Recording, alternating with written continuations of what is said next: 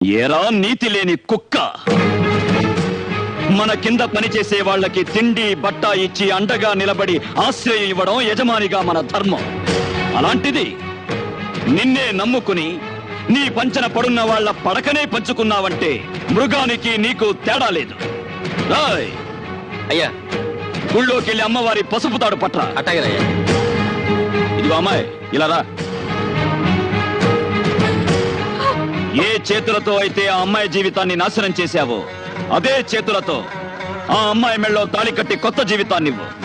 ఇదే ఈ పాపారాయుడు తీర్పు. పాపారాయుడు, నీ తీర్పు మార్చు. అయినా ఇలాంటి అలగాజనంతో ఆడుకోవటం మాలాంటి జమీందారులకు మామూలే. నేను నీ చెల్లెలు భర్తని, వీడు మాకు పుట్టిన బిడ్డ. కాస్త ముందు వెనక ఆలోచించి తీర్పు ఇవ్వడం నేర్చుకో. ఆపరా ఆపరా ఆపరా ఆపరా ఆపరా ఆపరా. అంతకు మించి ఒక్క మాట ఎక్కువ మాట్లాడితే